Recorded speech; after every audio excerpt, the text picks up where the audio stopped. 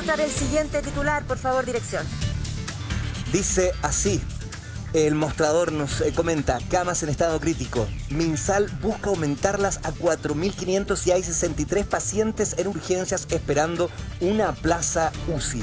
Para conversar de este tema tenemos invitados. Sí, el doctor Michael Rey, jefe de la urgencia del Hospital San Juan de Dios. Doctor Michael, gracias por estar con nosotros. Y está también el doctor Ignacio de la Torre, presidente del Colmed de Valparaíso. Van a aparecer en pantalla en cualquier minuto para darles el hola. Ahí está el doctor de la Torre, ¿cómo está? Bienvenido, doctor de la Torre. Y el doctor Rey, Michael Rey, gracias, doctor, por acompañarnos. Bueno, es crítica la situación, lo vemos en este titular y queremos desglosarlo con ustedes.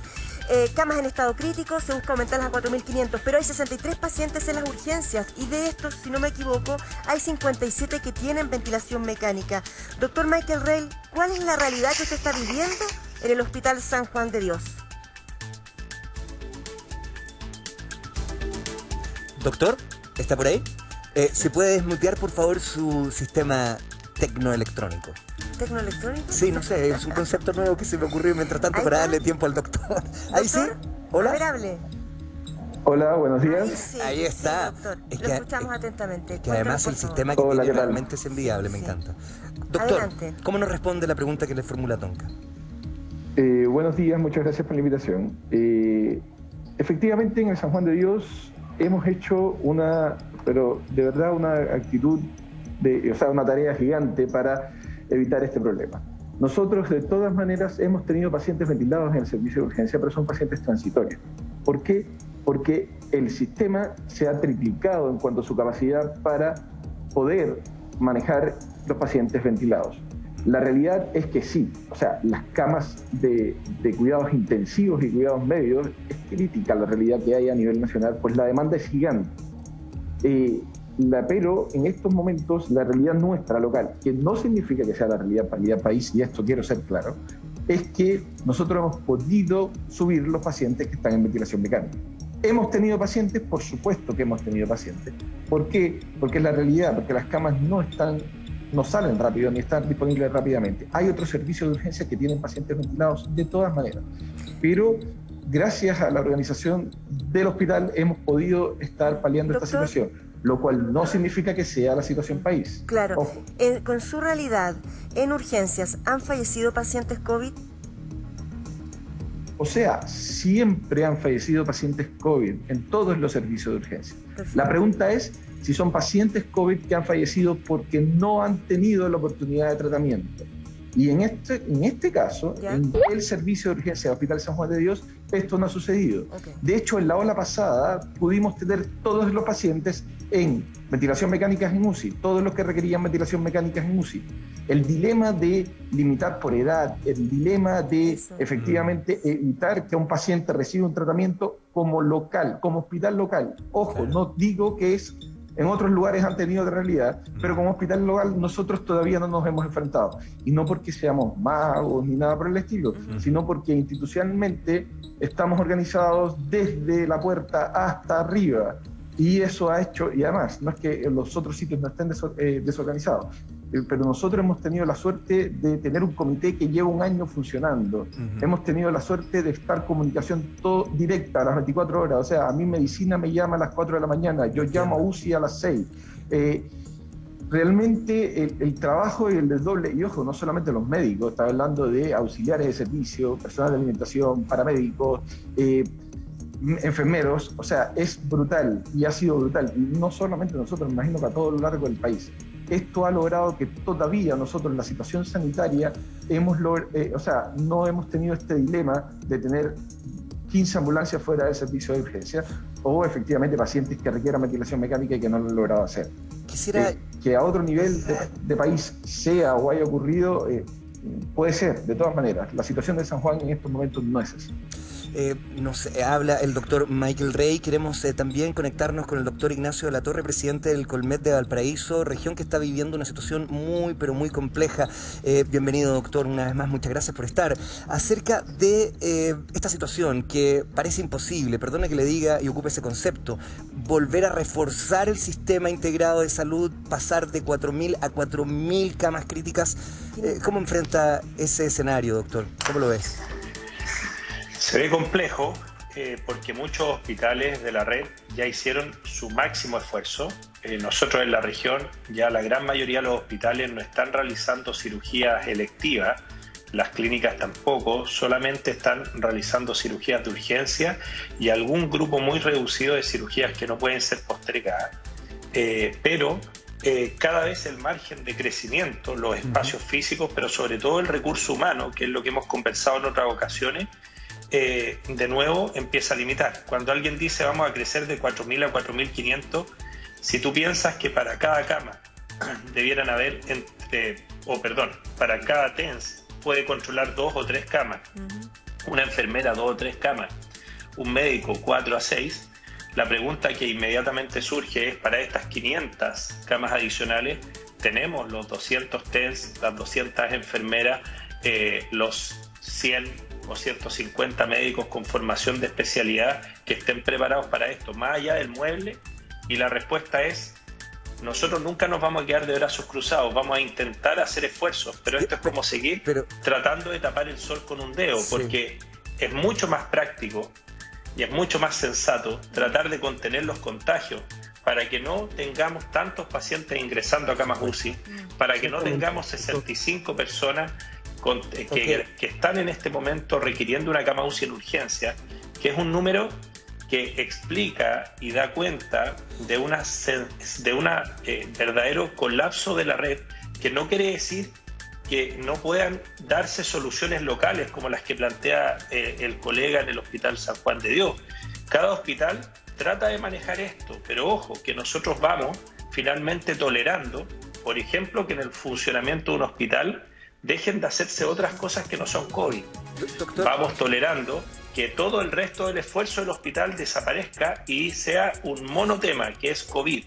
Entonces, ¿cuál es el costo de eso? Es un costo de vidas humanas, de oportunidad de tratamiento, de pacientes que no reciben el tratamiento en el momento correcto, y todo esto puede evitarse si tú, por ejemplo, logras que las medidas de confinamiento sean efectivas, si entregas ayuda social para que las personas se puedan quedar en su casa, pero sobre todas las cosas, si mejoran la trazabilidad, que hoy en día está prácticamente en su peor momento. Amaro, por favor. Así es, eso es lo que le quiero preguntar. Llevamos 2 semanas de una mega cuarentena y sin embargo tenemos 2 días consecutivos de una cifra astronómica de contagios. En una sola palabra, ¿cuál es el talón de Aquiles de este sistema? Mira, tú dices 2 semanas, Amaro.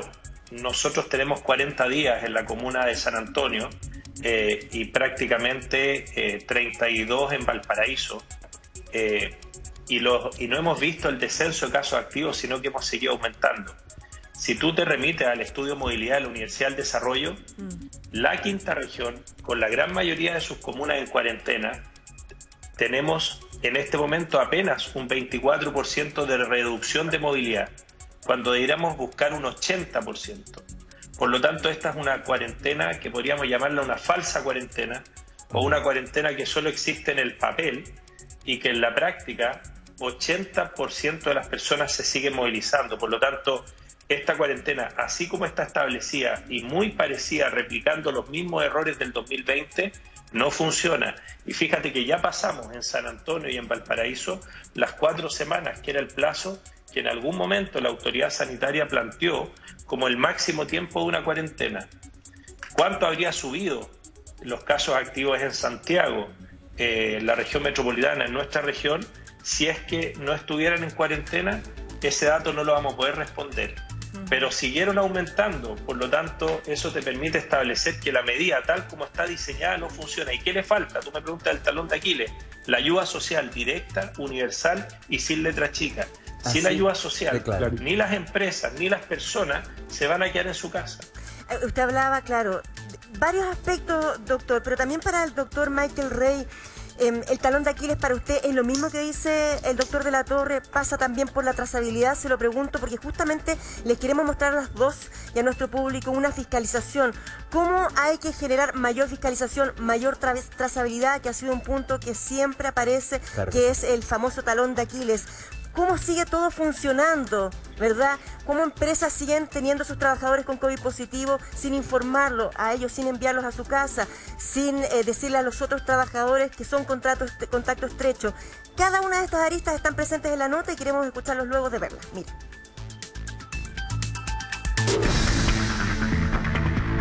Se le dan respeto a los trabajadores. En este momento, por la pandemia, los empresarios, todos los que ganan, no están ni ahí con la gente que trabaja realmente, con la que vale. No respeta las medidas sanitarias ni mucho menos toma los resguardos correspondientes cuando se confirma un brote de COVID-19 al interior de sus locales. De permisos, mejor ni hablar. Funcionando en la clandestinidad, así han sido sorprendidos algunos locales comerciales esta semana, operando justamente cuando la región metropolitana se encuentra en cuarentena total, debido al alza de nuevos contagios diarios registrados en el país. Cifras que hasta el día de ayer llegaron a los 8.195 casos a nivel nacional y nada menos que 183 fallecidos. Todos los locales que hemos estado fiscalizando y que hemos detectado incumpliendo están cometiendo una irresponsabilidad gravísima porque están poniendo en riesgo la salud de sus trabajadores y también de sus clientes. En ese sentido, recordemos que toda la región metropolitana se encuentra en cuarentena. La situación epidemiológica es compleja, por lo tanto nosotros como fiscalizadores, cada vez que veamos un incumplimiento, vamos a tomar las medidas pertinentes. Una denuncia anónima de trabajadores contagiados y contactos estrechos de un supermercado líder de Puente Alto, la que el día de ayer desató todo un operativo de fiscalización de la Seremia de Salud en las dependencias de Walmart, precisamente en la comuna con más casos activos a nivel nacional. Y resulta que como el supermercado lo están abriendo más tarde, no hay cajeras disponibles, entonces salimos todos como... la gente salió y justo se dio la... ¿Qué manejan? Porque vemos que entró la Seremi, está Carabineros también aquí en el lugar. No han dicho nada. No han dicho nada, ninguna información de que se iban a clausurar, que porque está el Seremi ha venido otras veces, sí. Voy a recapitular lo que está pasando a esta hora en este minuto. Miren, ustedes ven, aparte de los trabajadores que decidieron salir, como decía ella, voluntariamente porque se encuentra en este lugar la Seremi de Salud. ¿Cómo llega la Seremi de Salud a este lugar? Por una denuncia que se hablaba de cerca de 24 casos de COVID en este lugar. Es una información que se debe corroborar. Es por eso que se ingresó ya y también está Carabineros en este lugar. Preliminarmente se hablaba de 7 trabajadores que habrían dado positivo al PCR y una veintena como contactos estrechos. Algunos fueron sorprendidos infraganti a la espera de la apertura del local comercial al público. Pero esto no es cualquier cosa. Aquí de verdad el contagio se estuvo dando tanto por contacto directo, más los contactos estrechos que la gente no iban informando por miedo. Pero aquí también tenemos la segunda o tercera punta que tiene que ver con los trabajadores tercerizados, que son los que andan de un supermercado a otro supermercado, y lo explico para que ustedes lo entiendan, que ellos no tienen ninguna medida de fiscalización, no tienen ninguna medida de protección, y eso los deja, obviamente, al alero de que puedan ser expuestos en cualquier momento de contagio. Mismo día, pero solo con horas de diferencia, esta vez se sumó la comuna de Providencia, donde un llamado ciudadano al 133 destapó el funcionamiento de un gimnasio, nuevamente en una comuna en cuarentena.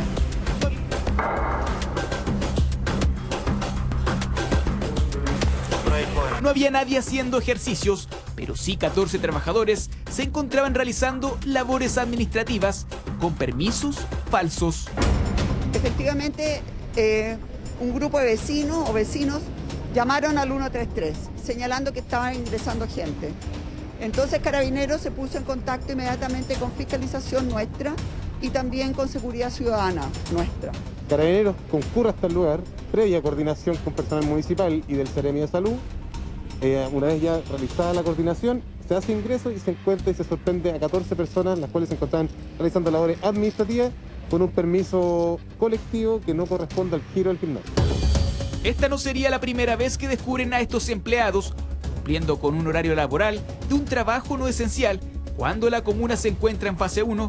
Por lo mismo, la alcaldesa Evelyn Matei no descartó iniciar un proceso legal para clausurar el recinto. Después está el tema sanitario, de que es muy posible que se hayan adulterado o se hayan dado datos falsos para poder obtener permisos.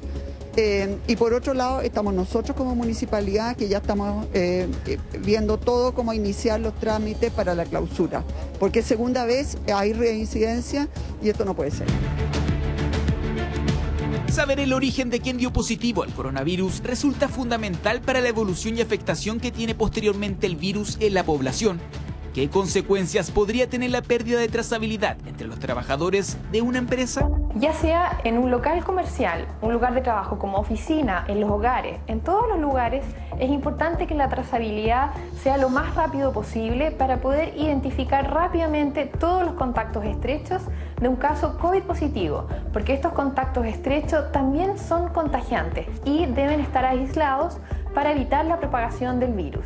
Por eso es importante también que todos aquellos casos COVID positivos declaren cuando se haga la trazabilidad cuáles son sus contactos estrechos.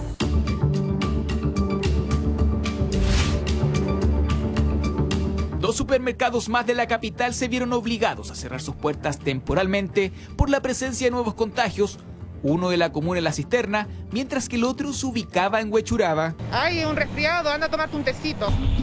Esas son las respuestas comunes que tenemos. Con estas palabras, Karen González denunciaba una serie de malos tratos que los trabajadores habrían sido víctimas tras contarle a su jefatura que presentaban síntomas relacionados al COVID-19. Ellos insisten que es una laringitis, pero nosotros sabemos que eso no es así. Una laringitis no necesita tantos días.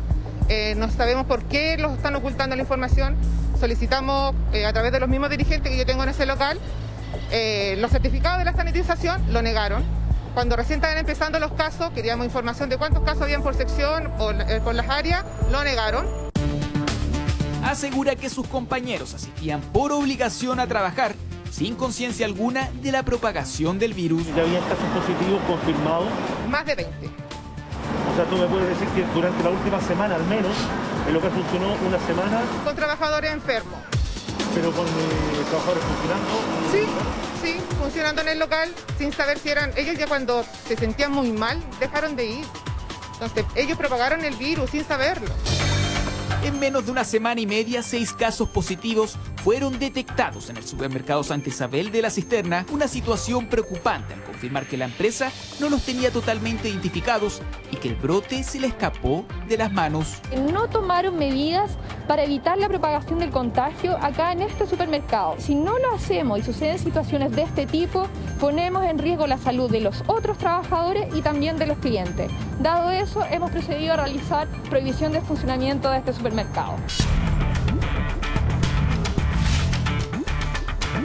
Era una clínica dental de Las Condes, sin embargo no realizaban procedimientos odontológicos, sino que llevaban a cabo intervenciones estéticas, un trabajo denominado como no esencial. Como nadie contaba con los permisos de desplazamiento, la sostenedora del lugar quedó detenida junto a 10 pacientes y la clausura llegó inmediatamente por el mal uso de la patente. Hubo vecinos que empezaron a llamar porque veían demasiada gente arriba en una terraza de una edificación. Y al llegar nosotros por esa denuncia, afuera dice clínica odontológica, pero nos dimos cuenta que estaban haciendo intervenciones de procedimientos estéticos. Y obviamente no corresponde, primero porque no es esencial, segundo las personas que estaban ahí tampoco tenían los permisos de desplazamiento para llegar a ese lugar. Y además hay una infracción a las patentes, porque clínica odontológica, patente, no permite hacer intervenciones estéticas. Y por esa razón hubo 10 detenidos, la sostenedora del lugar y 9 pacientes, y al mismo tiempo se procede a la clausura por mal uso de la patente. Hechos absolutamente repudiables en el difícil contexto en que nos encontramos y que han obligado a las autoridades a redoblar la fiscalización, pero que deben ser un llamado de atención, porque la alta tasa de positividad y la baja trazabilidad que se mantiene del virus pone en riesgo toda la población que por trabajo, trámites u otros deben salir a la calle día a día. Estamos conversando con el doctor de la Torre, con el doctor Rey, y se suma la ex seremi de salud de la región metropolitana, la señora Rosa Ollarse. Rosa, gracias por acompañarnos. ¿Cómo ve usted el tema de la fiscalización y la nota que acabamos de ver? Bueno, hola, muy buenos días. Bienvenido. Bueno, es parte de las funciones de la seremi de salud. La autoridad sanitaria tiene que, dentro de sus funciones principales, es la fiscalización y control para proteger la salud de la población. Y si está dentro de eso el tener que cerrar o clausurar un local donde las personas obviamente están concurriendo con PCR positivo, indudablemente que lo tiene que hacer porque eso es un atentado a la salud pública. Una persona que está circulando con PCR positivo en un lugar de trabajo o que está circulando en la calle es un atentado a la salud pública porque está transmitiendo este virus que nos ha generado tanta muerte y tanto drama en las familias hoy día en Chile. Una pregunta muy rápida con respecto a las personas que no, o las personas o las empresas que no cumplen estos protocolos, ¿qué tipo de sanciones hay? Bueno, las sanciones que están establecidas en el Código Sanitario y esas pueden llegar hasta las 1000 UTM. Eso siempre ha sido así, las multas. Tengo entendido que hoy día las multas están establecidas bajo otro, otro código, pero además aquí puede haber incluso una acción penal y se sale del Código Sanitario. No hemos visto mucho de aquello. O sea, el porcentaje de gente que ha pagado multas es bajísimo, señor Ollarse. ¿Qué le parece eso? Bueno, los procesos son largos. Yo doy fe de eso, que los procesos son muy extensos porque además con esto de la pandemia el personal también que está trabajando es menor y todavía nuestros procesos no son totalmente informatizados. Todavía funcionamos con el papel y funcionamos con muchas formas que tenemos que mejorar en todos los aspectos y en todos los lugares. En las conexiones, es decir, todo eso está, a medio caminar. Por lo tanto, esos son procesos largos que pueden durar hasta más de un año. Eso en esta situación. Claro. Se supone que en el periodo anterior, nosotros en situación normal funcionábamos con 30 días máximo y un periodo hasta 60 días y estaba dentro, digamos, de lo que se resolvía.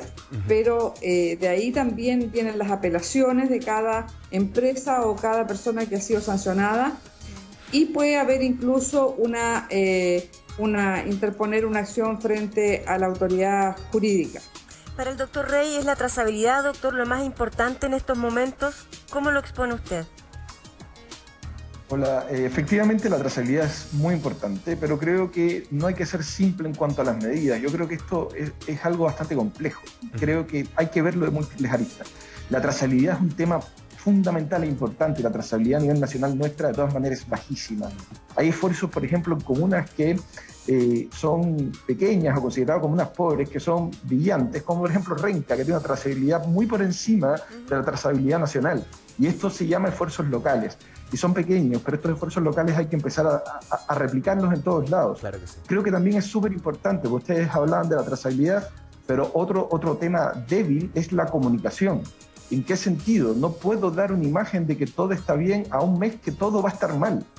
La comunicación es súper importante. Ponemos fotos en cajetillas de cigarro de un tumor en el pulmón o un cáncer de boca, pero nadie tiene idea de lo que hemos visto nosotros cuando un paciente tiene que ser intubado, cuando tiene que ser pronado o cuando efectivamente tiene que ser invadido, o nosotros tenemos que darle un celular para que pueda despedirse de su familia. Esa comunicación nadie la ve. Y estoy seguro que si una persona quiere hacerse un arreglo estético y sabe y ve esto, de todas maneras se lo va a pensar dos veces. Si por lo menos se comunica y se expresa que hay personas que hace meses que no ven a sus hijos o a sus familiares porque están trabajando acá. Como por ejemplo las personas que trabajan en mi servicio de urgencia, les mando un enorme saludo, son gente espectacular. Si comunicamos eso y si vemos eso, de todas maneras las personas tienen que, desde el punto de vista cívico, pensar dos veces antes de violar una cuarentena. Medidas que sean efectivas. Mi colega en Valparaíso lo decía. Yo no puedo pedirle a las personas que ganan 100 pesos que no salgan a ganar esos 100 pesos porque viven de eso. Por lo tanto, es como el Principito. Yo no puedo pedirle al sol que no salga ni efectivamente que no se oculte, porque va a ser imposible. Entonces las medidas tienen que ser efectivas. ¿En qué sentido? Yo les voy a pedir a que se queden en la casa, pero los tengo que ayudar. Yo tengo que decirles que efectivamente, por favor, no se muevan, pero les tengo que garantizar que su hijo va a comer. ¿Me entiendes? Entonces son medidas que tienen que ser efectivas. La responsabilidad, por favor. Hay que tener mucha responsabilidad, y responsabilidad individual y colectiva. Si yo causo pánico cuando no están ocurriendo cosas, estoy atentando como aquel que efectivamente hace una fiesta clandestina. por tomar un rédito de un lado o de otro. Hay que tener mucha responsabilidad con lo que se comunica a las personas, porque de verdad estamos en una pandemia, en una situación crítica. Doctor, sabemos que usted está con los tiempos muy tomados, sin duda, y queremos agradecerle muchísimo sus palabras y la dedicación que le ha dejado a este programa. Señor Oyarse, a ver, usted fue muy crítica en un comienzo, usted señaló que había que tomar medidas urgentes, finalmente no fueron escuchadas sus palabras. ¿Es parte de esa desatención lo que nos tiene en esta situación hoy día?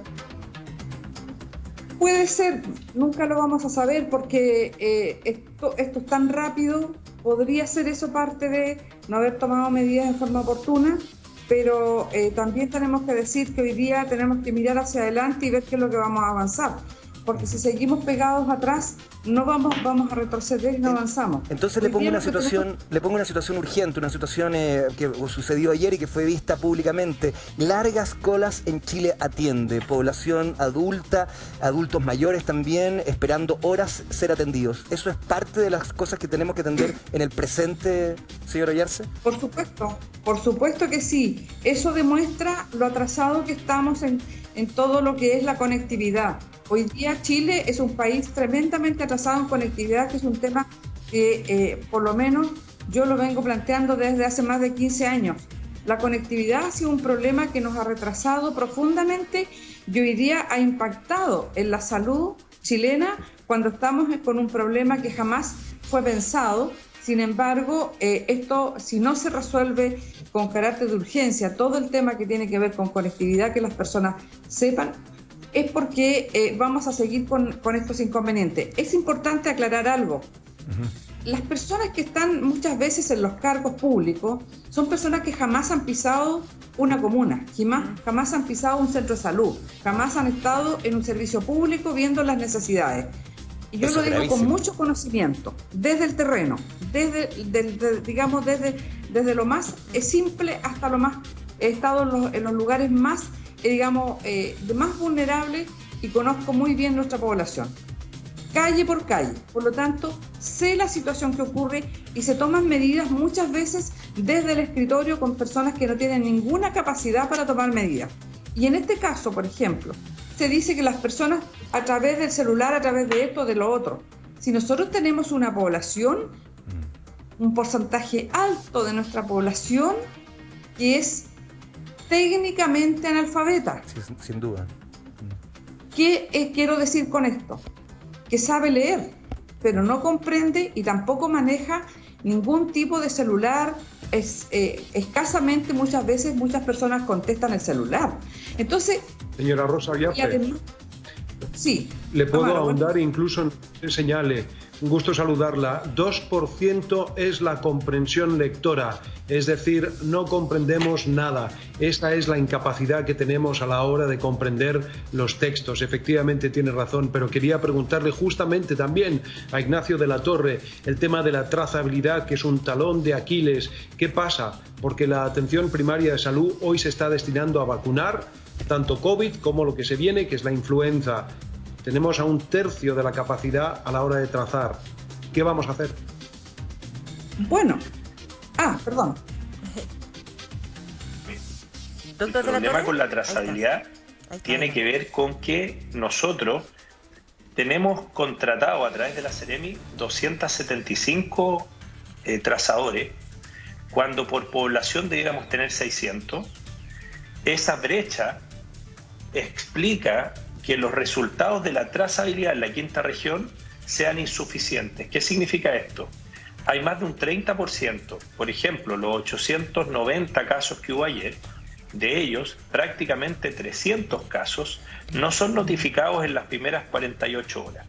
Eso quiere decir que esas personas se hicieron un test por síntomas o por búsqueda activa, pero recién al tercer día los están contactando, o tal vez al cuarto día, para avisarle: señor, usted tiene un COVID positivo. Claro. Y al no haber un contacto previo, se producen una serie de problemas. Fíjate que ayer me escribía una paciente que es guardia de seguridad.